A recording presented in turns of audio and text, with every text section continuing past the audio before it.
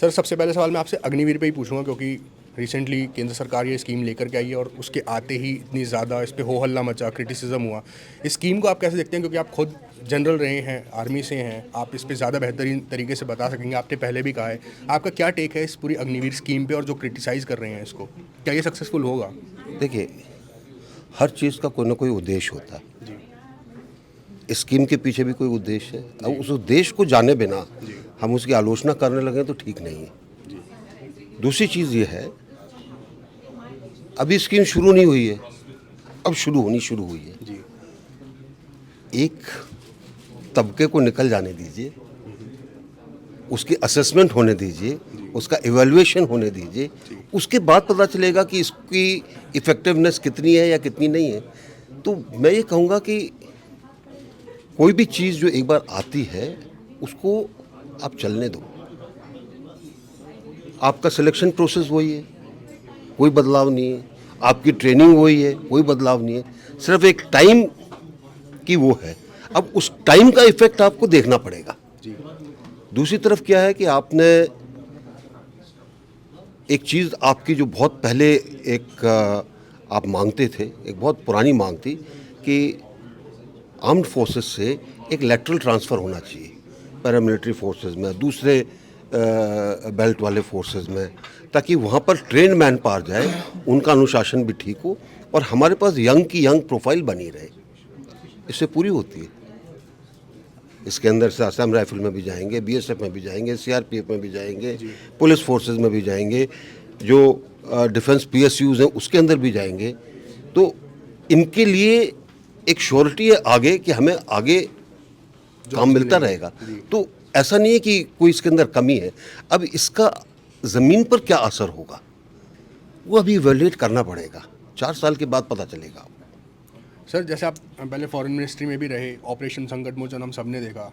Modi government को आप क्योंकि गवर्नमेंट का हिस्सा हैं, क्या विदेश नीति को लेके मोदी गवर्नमेंट ज़्यादा प्रोएक्टिव हुई है? क्योंकि संकट मोचन के दौरान हमने देखा था, आप खुद गए थे रेस्क्यू करने के लिए। वो पूरा सिचुएशन हमें समझाए, क्या उस वक्त चल रहा था, सरकार के अंदर क्या बातें हो देखिए, रही थी, जहाँ प्लानिंग्स हो रही थी? तक विदेश नीति का सवाल है,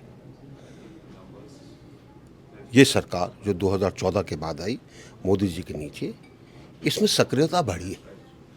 सक्रियता बढ़ी है देश के इंटरेस्ट को लेकर कि हम देश के इंटरेस्ट को कैसे आगे ले जा सकते हैं। और मैं एक आपको छोटा सा उदाहरण देता हूँ।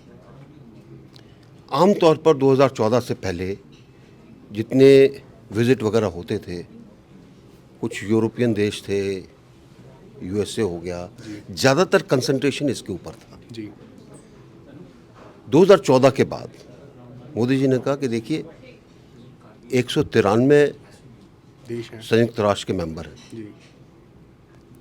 एक उसमें से भारत निकाल दीजिए तो 192 के 192 में मिनिस्ट्रियल लेवल विजिट होनी चाहिए।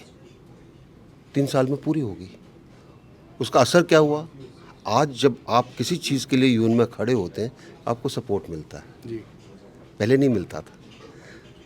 ये एक बहुत दूरदर्शी नीति है कि आप पूरे विश्व को अपने साथ जोड़ने की कोशिश कर रहे हैं, जिससे आपको फ़ायदा होता है। और इसीलिए दूसरी चीज़ जो विदेश नीति के अंदर रखी, वो ये थी कि कोई भी भारतीय अगर कहीं जाता है, उसको इस चीज़ का विश्वास होना चाहिए कि अगर कुछ हो जाए, वो मुसीबत में हो, तो हमारे राजनयिक, हमारे राजदूत, हमारे राजदूतावास उसकी मदद करेंगे। और आपने देखा होगा ये जितनी चीज़ें आपने इससे पहले मुझसे पूछी, वो सब उसी का हिस्सा है। जी।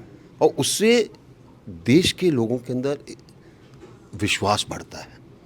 वो देश की अच्छी बातें बाहर कर सकते हैं। देश के बारे में उनको लगता है कि देश के लिए जितना वो अच्छा काम करेंगे, उतना देश उनकी रक्षा करेगा। तो ये सब एक तरीके से अगर कहा जाए कि इस विदेश नीति की सक्रियता में भारत अपने हितों को देखते हुए काफ़ी आगे बढ़ने की कोशिश की। सर, आज ही न्यूज़ आई है, जैसे गलवान में अभी सर्दियों से पहले हम 40,000 एडिशनल ट्रूप्स डिप्लॉय कर रहे हैं। तो क्या सिचुएशन सच में बहुत ज़्यादा टेंस है वहाँ पे? मुझे तो खबर आई नहीं है कि 40,000 डिप्लॉय कर रहे हैं। ना ही वहाँ कुछ पे देर पहले ही न्यूज़ आई। ना ही वहाँ पे 40,000 की जगह है, ऐसा कुछ नहीं है। वैसे गलवान सिचुएशन सर क्या है? गलवान सिचुएशन स्टेबल है, जो चीज़ पहले की गई थी वैसे की वैसी हैं। बाकी एक्सरसाइजेज होती रहती हैं, ट्रुप्स आते हैं जाते हैं, उसके बारे में हम ज़्यादा टिप्पणी नहीं करते हैं। ओके सर, एक फाइनल क्वेश्चन। हमने कुछ महीनों पहले ही जनरल CDS रावत को खोया। बहुत बड़ा लॉस था हमारे देश के लिए। आपकी कुछ यादें उनके साथ, CDS रावत के साथ? देखिए CDS एक बहुत दर्दनाक और दुखद घटना थी, और क्या उसमें नियति का विधान का क्या था कह नहीं सकते, क्योंकि हेलीकॉप्टर भी अच्छा था, पायलट्स भी अच्छे थे। क्या अचानक हुआ वो समझ में नहीं आई बात। अच्छे ऑफिसर थे, डेडिकेटेड थे, काफ़ी उनका अच्छा कैरियर रहा, सेनाध्यक्ष रहे, उसके बाद CDS बने, और सब लोगों को आशा थी कि जब तक वो उनका टेन्योर पूरा होता है CDS का, कुछ और चीज़ें वो आर्म्ड फोर्सेस के लिए करेंगे। तो ये एक ऐसी चीज़ है जिससे सबको नुकसान